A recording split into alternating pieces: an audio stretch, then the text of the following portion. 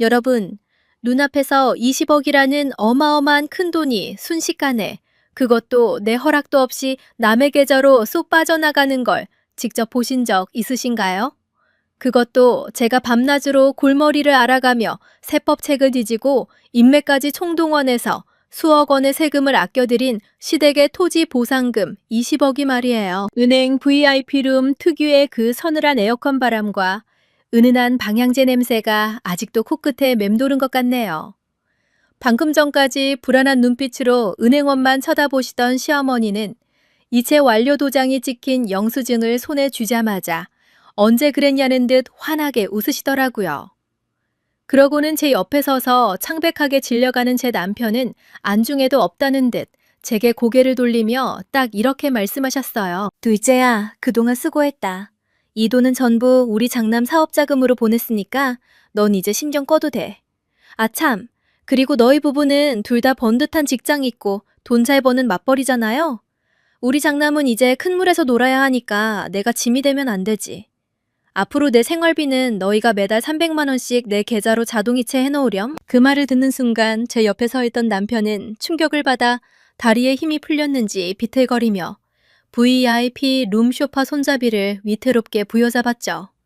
남편의 동공이 지진난 것처럼 흔들리는데 시어머니와 그 옆에서 외제차 키를 짤랑거리며 얄밉게 웃고 있는 아주버님은 남편의 상태 따위는 전혀 신경 쓰지 않더라고요. 보통의 며느리들이라면, 아니 보통의 사람이라면 이 기막힌 상황에서 소리를 지르거나 억울해서 눈물부터 쏟았을지도 몰라요.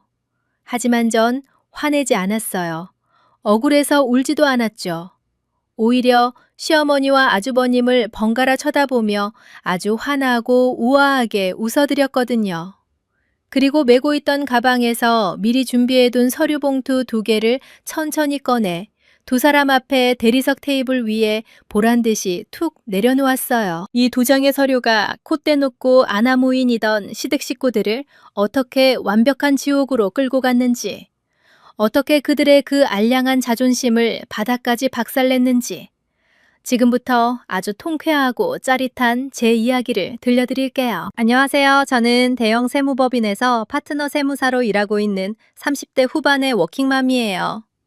요즘 유튜브나 인터넷 사연들을 보면 시댁의 부당한 대우를 10년, 15년씩 눈물로 꾹꾹 참고 사시는 그야말로 천사 같은 며느리들의 이야기가 참 많잖아요.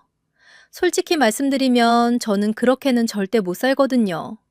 제 머리로 치열하게 공부해서 전문직 타이틀 따냈고 제 능력으로 누구 못지않게 당당하게 돈 벌며 사는데 왜 며느리라는 이유 하나만으로 부당한 대우를 참아야 하죠? 저는 제 권리를 침해당하면 반드시 그 배로 돌려주는 셈이 아주 정확한 사람이랍니다. 제 남편은 저와는 성격이 정반대예요. 평범한 IT 기업에서 일하는 성실하고 다정한 사람이지만 유독 자기 본가 식구들 앞에서는 한없이 작아지고 쩔쩔매는 전형적인 착한 아이 컴플렉스를 가진 남자였죠. 차남인데도 불구하고 집안의 모든 굳은 일과 금전적인 부담은 늘 남편 몫이었어요. 어릴 때부터 시어머니의 노골적인 장난편애 속에서 형을 위해 네가 양보해야 한다는 가스라이팅을 당하며 자랐거든요. 결혼 6년차 때였어요. 아직 신혼의 단꿈에 젖어 있어야 할 어느 비오는 가을밤, 저희 집 현관문이 부서질 듯 쾅쾅 울리는 소리에 남편과 저는 깜짝 놀라 뛰어갔어요. 문을 열어보니 시어머니가 비에 홀딱 젖은 채로 복도 바닥에 털썩 주저앉아 엉엉 통곡을 하고 계시더라고요. 놀라서 집 안으로 모시고 들어와 따뜻한 꿀물을 타드렸더니 덜덜 떨리는 손으로 컵을 쥐고는 기가 막힌 폭탄 선언을 하셨죠. 어머니가 살고 계신 본가 아파트가 당장 다음 달에 경매로 넘어가게 생겼다는 거예요. 자초지종을 들어보니 아주버님이 스타트업이랍시고 실체도 없는 회사를 차려놓고 무리하게 빚을 내서 굴리다가 결국 어머니 집까지 통째로 담보로 잡히고 사채까지 끌어쓴 거였어요. 일이 그 지경이 되자 아주버님은 어디론가 잠적해버렸고 빚쟁이들이 매일같이 어머니 집으로 찾아와 행패를 부리고 빨간 딱지를 붙이네 마네 협박을 하니 어머니가 견디다 못해 막내 아들인 저희 집으로 피신을 오신 거였죠. 어머니는 남편의 바지가랑이를 붙잡고 바닥에 이마를 찧어가며 우셨어요. 둘째야, 내 목숨 같은 집이다. 저 집 넘어가면 나는 한강물에 빠져 죽을 거다. 제발 니네 형 대신 이 어미 좀 살려다오. 하면서요. 그날 밤 남편은 뜬 눈으로 밤을 새우더니 다음날 아침 제 손을 꽉 잡고 무릎을 꿇더라고요. 굵은 눈물을 뚝뚝 흘리면서 지연아, 내가 당신한테 이런 짐 지우면 안 되는 거 아는데 그래도 우리 엄마 길거리에 나앉게 할 수는 없잖아. 내가 평생 당신한테 엎드려 살게. 한 번만 우리 엄마 집 좀 막아주라. 하고 애원하는 거예요. 솔직히 어느 미친 아내가 결혼 1년 만에 시댁빚 5억을 갚아주겠다고 덥석 나서겠어요? 이혼 서류를 내밀어도 모자랄 판이었죠. 하지만 저는 남편이라는 사람 하나는 정말 깊이 사랑했고 그의 그 착해 빠진 천성을 알기에 며칠을 밤새워 고민했어요. 결국 저는 남편에게 조건부로 도와주겠다고 선언했죠. 좋아. 우리가 영끌해서 5억 대출받고 어머니 집 막아드리자. 대신 나도 그냥 맹목적인 천사는 아니야. 이건 철저한 비즈니스 거래로 갈 거야. 저는 시어머니를 저희 세무 사무실로 모셨어요. 그리고 차용증을 쓰고 그 자리에서 법무사를 불러 시어머니 본가 아파트 등기부에 근저당 5억을 저희 부부 공동 명의로 아주 확실하고 깔끔하게 걸어두었죠. 어머니는 당장 길바닥에 쫓겨나지 않게 된 것만으로도 감지덕지라며 제 손을 쓰다듬고 연신 고맙다고 하셨어요. 지안아, 정말 고맙다. 내 시골에 있는 선산 묶여있는 거 알지? 그거 조만간 나라에서 개발한다고 하니까 보상금 나오면 내가 우리 며느리 5억에다가 은행 이자 쳐서 제일 먼저 갚아줄게. 내 목숨 걸고 약속하마. 저는 그 약속을 철석같이 믿었어요. 아니, 믿었다기보다는 제 명의로 걸어둔 근저당권이라는 법적 장치를 믿었죠. 사람 마음은 변해도 등기소에 박혀있는 빨간 줄은 변하지 않으니까요. 그렇게 아슬아슬하게 고비를 넘기고 3년이라는 시간이 쏜살같이 흘렀습니다. 어느 날 아침 뉴스를 보는데 시어머니가 그토록 입버릇처럼 말씀하시던 시골 선산 지역이 신도시 부지로 최종 확정되었다는 속보가 뜨더라고요. 아니나 다를까 그날 오후 시어머니에게서 아주 들뜬 목소리로 전화가 왔어요. 예전 그 비 맞고 덜덜 떨던 처량한 목소리는 온데간데 없고 마치 복권 1등이에 당첨된 사람처럼 목소리에 힘이 빡 들어가 있더라고요. 예, 며느라, 뉴스 봤니? 드디어 우리 선산 보상금 나온단다. 구청에서 찔러보는데 대충 계산해도 20억은 훌쩍 넘을 거라더라. 아이고, 내 팔자에 이런 볕들 날이 오네. 솔직히 저도 기뻤어요. 20억이면 저희 부부가 무리해서 받았던 5억 대출금도 깔끔하게 상환하고 그동안 쪼들렸던 생활도 숨통이 트일 테니까요. 저는 며느리의 도리이자 전문가로서의 사명감을 가지고 두 팔을 걷어붙였어요. 매일 밤 에스프레소 샷을 3개씩 추가한 커피를 마셔가며 퇴근 후에도 책상에 앉아 어머니의 양도소득세를 1원이라도 더 줄여보려고 치열하게 절세 플랜을 짰죠. 합법적인 테두리 안에서 가족 간 증여, 감면 조항 등을 싹 다 끌어모아 수억 원에 달할 뻔한 세금을 드라마틱하게 줄여놓았어요. 그런데 참 이상하죠. 보상금이 입금되기로 한 날짜가 하루하루 다가올수록 시어머니와 그 잠적했다가 슬그머니 기어들어온 아주버님의 태도가 묘하게 거슬리기 시작하는 거예요. 추석 명절 때였어요. 저는 시댁에 가려고 평소보다 백화점에서 훨씬 비싼 최상급 투뿔 한우 세트와 홍삼을 바리바리 사들고 갔죠. 현관문을 열고 들어가며 어머니, 저희 왔어요. 하고 밝게 인사했는데 어머니는 소파에 비스듬히 누워 TV만 보며 고개도 돌리지 않으시더라고요. 제가 무거운 한우 세트를 주방 아일랜드 식탁에 올려놓으려는데 어머니가 신경질적으로 소리를 치셨어요. 아이고, 거기 두지 마라. 우리 장남이 아까 비싼 샤인머스켓 사와서 자리도 없는데 핏물 떨어지게 고기를 왜 겉갓에다 올려놔. 냉장고 구석에 빨리 치워라. 순간 제 귀를 의심했어요. 아주버님이 사온 그 과일 바구니 마트에서 마감 세일할 때 파는 포장만 번지르르한 3만 원짜리였거든요.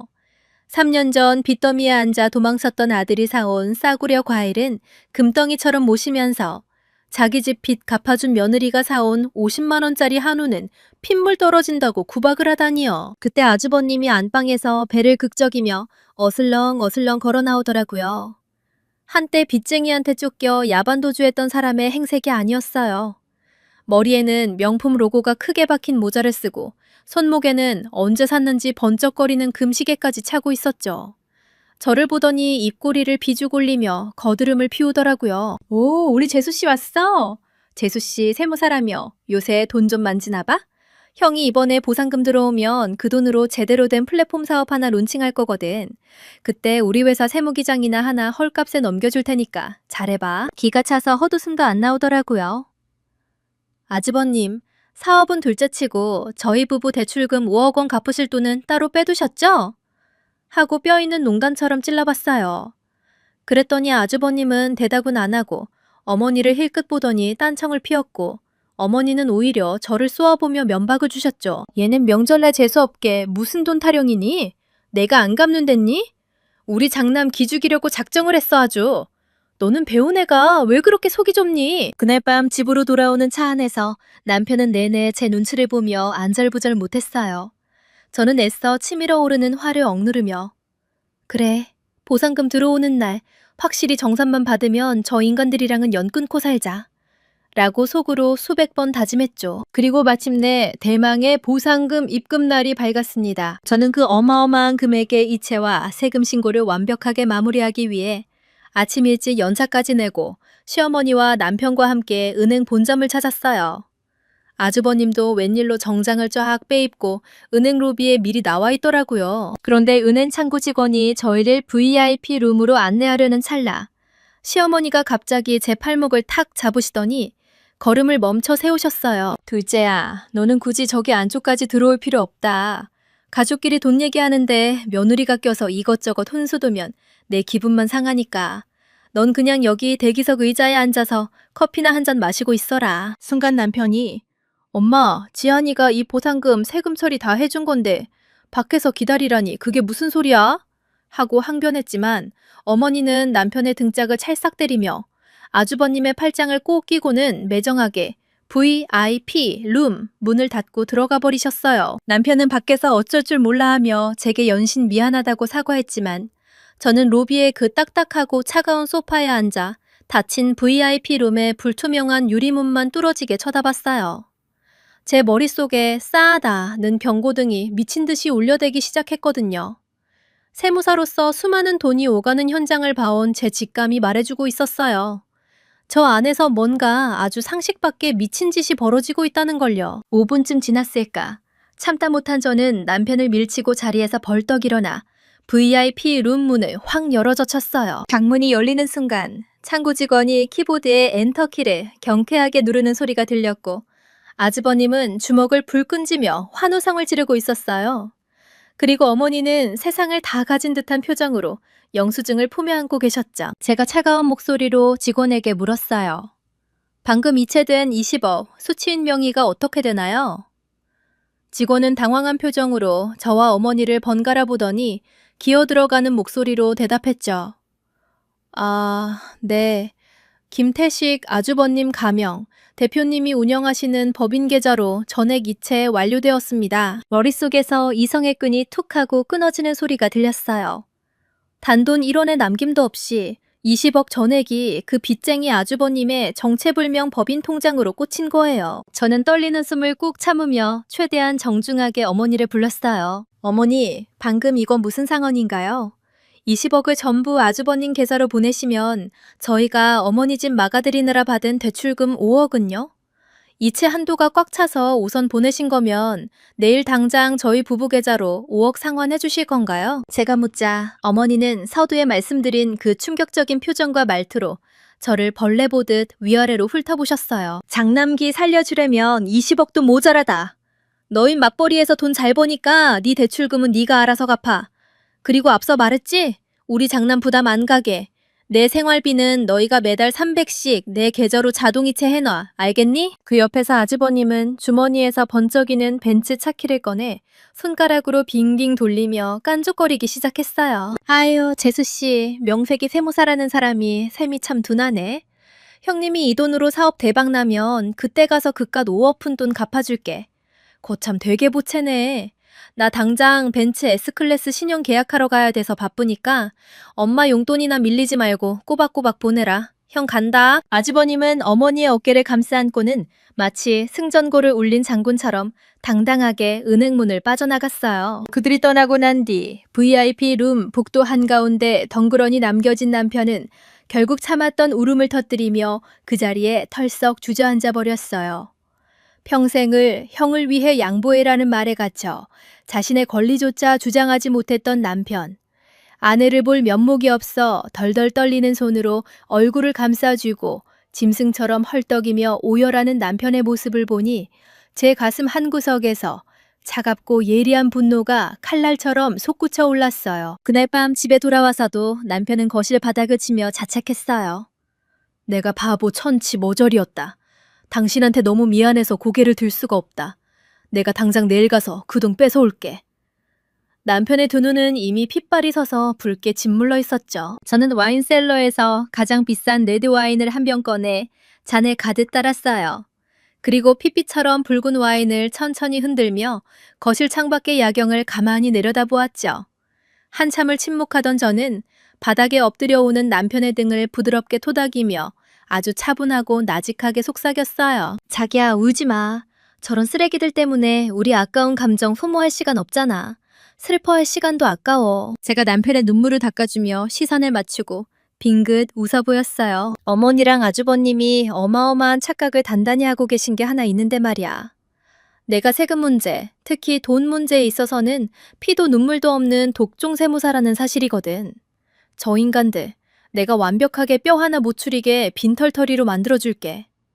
당신은 이제부터 울지 말고 그냥 내 옆에서 팝콘콘이나 먹으면서 재밌게 구경만 해. 저는 와인의 단숨에 비워내고는 노트북을 켰어요. 서서히 달아오르는 복수심에 제 심장 박동이 빨라지기 시작했죠. 그들의 그 천박한 자만심이 얼마나 큰 대가를 치르게 될지 아직 그들은 상상조차 하지 못하고 있을 테니까요. 저는 다음날 아침이 밝자마자 아주 조용하고 치밀하게 움직이기 시작했어요.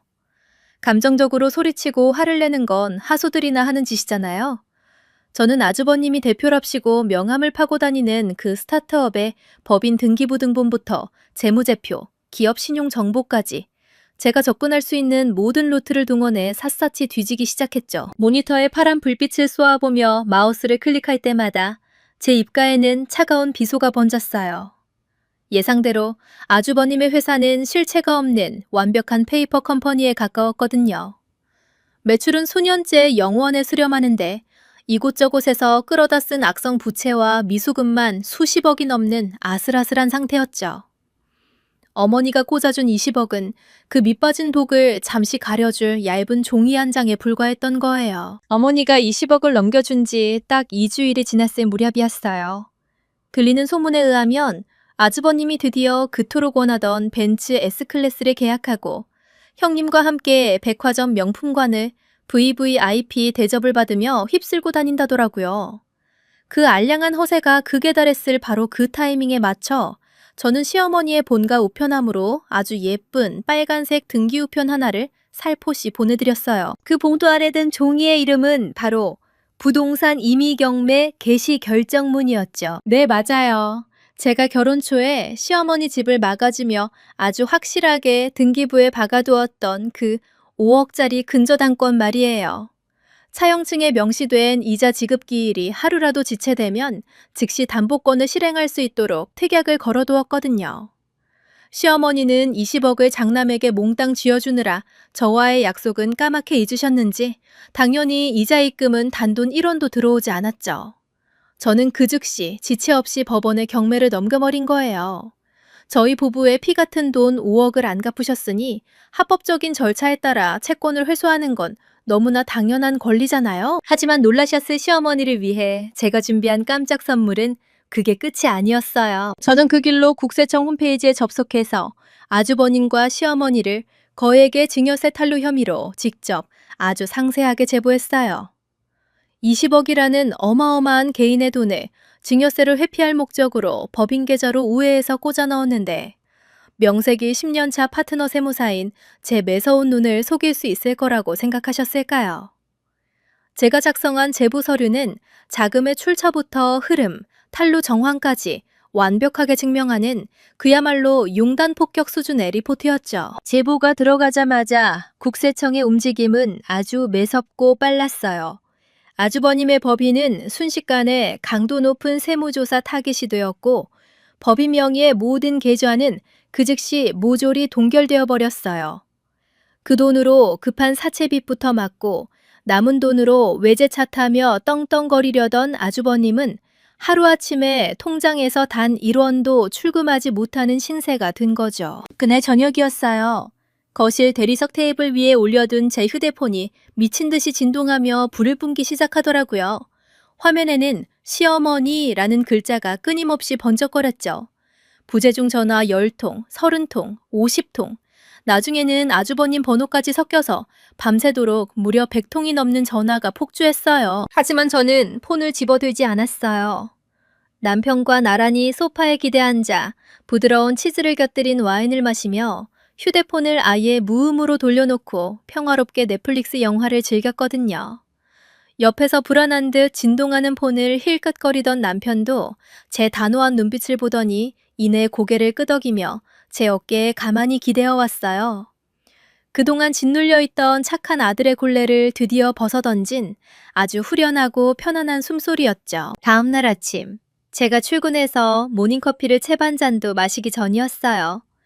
저희 세무법인 1층 로비가 아주 난장판이 되었다는 비서의 다급한 전화를 받고 내려가 보니 시어머니와 아주버님이 허겁지겁 쳐들어와서 경비원들과 실랑이를 벌이고 있더라고요. 저를 발견하자마자 시어머니는 굽은 허리를 이끌고 허둥지둥 달려와 제 바지가랑이를 덥석 붙잡더니 대리석 바닥에 털썩 주저앉아 버리셨어요. 지안아, 며느라, 내가 미쳤었다. 내가 노망이 났었어. 제발 그 경매 좀 치하해다오. 평생 산 내 집인데 나더러 당장 길거리에 나앉으란 말이냐. 내가 잘못했다. 엉엉. 그 우아하게 콧방귀를 끼며 매달 300만 원씩 자동이체하라고 호통치시던 시어머니의 모습은 온데간데 없었죠. 화장도 못한 헝클어진 얼굴로 콧물까지 쏟으며 바닥을 치며 오열하시더라고요. 그 옆에선 아주버님의 꼴은 더 가관이었어요. 벤츠차 키는 어디다 팔아먹었는지 빈손에 이마에서는 비 오듯 식은땀을 뻘뻘 흘리며 사시나무 떨듯 떨고 있었거든요. 재수씨, 아니 지안씨, 제발 한 번만 살려줘. 계좌가 몽땅 묶이는 바람에 당장 오늘 막아야 할 어음 결제를 못해서 우리 회사 진짜 부도나게 생겼어. 내가 그 돈 당장 돌려줄 테니까 국세청에 제보한 것 좀 어떻게 취하 안 될까? 제발 부탁이야. 저는 바닥에 엎드린 시어머니와 안절부절 못하는 아주버님을 아주 싸늘하고 건조한 눈빛으로 가만히 내려다보았어요. 마음 한구석에서 일말의 동정심이라도 생길까 싶었지만 어림도 없었죠. 그동안 제 남편이 흘렸던 피눈물을 생각하면 이 정도는 시작에 불과했으니까요. 저는 굽히고 있던 무릎을 펴고 똑바로 서서 아주 또렷하고 차가운 목소리로 입을 열었어요. 어머니, 며칠 전 VIP 룸에서 장남한테 돈 다 줬으니 저희 부부한테 매달 300씩 자동이체하라고 당당하게 말씀하셨잖아요. 저는 직업이 세무사라 숫자에 아주 예민하고 정확하거든요. 빌려드린 원금 5억에 그동안 밀린 법정 최고 연체이자 그리고 이번에 경매 진행하면서 발생한 법무비용까지 단 1원도 빠짐없이 다 토해내셔야 할 거예요. 입금 확인되기 전까지 경매 취하는 절대 없습니다. 어머니의 울음소리가 순간 헉 하고 멈추더니 숨을 헐떡이시더라고요. 저는 시선을 돌려 땀 범벅이 된 아주버님을 쳐다보며 빙긋 웃어주었죠. 아, 그리고 아주버님, 지묘세 폭탄에 탈루 가산세까지 무섭게 두드려 맞으시면 아마 어머니가 주신 그 20억 국세청에서 먼지 하나 안 남기고 싹 다 추징해 갈 텐데 어쩌죠? 어음부도 나면 채권자들한테 시달리실 텐데 며칠 전에 계약하셨다는 그 벤츠 S클래스는 계약금 포기하시고 지금 타고 오신 똥차라도 중고로 얼른 파셔야겠네요. 아, 세무기장 헐값에 넘겨주신다는 제안은 정중히 거절할게요. 전 곧 파산할 페이퍼 컴퍼니는 고객으로 안 받거든요. 제 송곳 같은 말이 끝나는 순간 시어머니는 아이고 내 팔자야 하는 단말마의 비명을 지르며 그 자리에서 뒷목을 잡고 스르르 쓰러지셨어요. 로비에 있던 사람들이 놀라서 웅성거렸지만 저는 비서에게 119를 불러주라는 짧은 지시만 남기고 차갑게 뒤돌아 엘리베이터에 올라탔습니다. 닫히는 문틈 사이로 바닥에 주저앉아 머리를 쥐어뜯는 아주버님의 절망적인 얼굴이 마지막으로 보이더라고요. 그 후로 상황이 어떻게 정리되었냐고요? 아주 깔끔하고 완벽하게 마무리되었죠. 당연히 어머니 집의 경매는 예정대로 진행되었고 운 좋게도 꽤 좋은 가격에 제3자에게 매각이 되었어요. 저희 부부는 법원을 통해 원금 5억은 물론이고 수년치의 연체이자와 소송 비용까지 단 1원 한 푼 안 빠지고 전액 회수하는 데 성공했어요. 저희 부부 통장에 묵직한 잔고가 다시 찍히던 날 남편은 저를 꽉 안고 고맙다며 한참을 울었죠. 반면에 20억이라는 눈먼 돈을 쥐고 세상을 다 가진 줄 알았던 아주버님은 지옥 밑바닥으로 추락했어요. 국세청의 철퇴를 맞아 살벌한 추징금 폭탄을 맞은 건 기본이고 부도를 막지 못해 결국 파산 신청을 했거든요. 게다가 이리저리 끌어쓴 사채와 투자금 사기 혐의까지 엮이는 바람에 그 화려했던 명품 옷 대신 칙칙한 미결 수복을 입고 좁은 구치소 독방에 앉아 눈물로 재판을 기다리는 신세가 되었답니다. 가장 비참해진 건 역시 시어머니셨어요. 평생을 금지옥에 떠받들고 재물처럼 남편과 저의 피땀을 바쳐가며 지켜주려 했던 그 위대한 장남에게 철저하게 이용당하고 배신당한 거잖아요. 살던 본가마저 제 손에 넘어가 버리니 결국 어머니가 쥐게 된 건 경매 배당금 중 남은 알량한 몇천만 원뿐이었어요. 지금은 그 돈으로 변두리 낡은 빌라의 보증금 1,000만 원짜리, 장마철이면 곰피팡이 냄새가 코를 찌르는 퀴퀴한 반지하 월세방으로 쫓겨나 혼자 살고 계신데요. 가끔 늦은 밤이면 술에 취한 시어머니가 남편의 번호로 전화를 걸어와 오열을 하시곤 해요.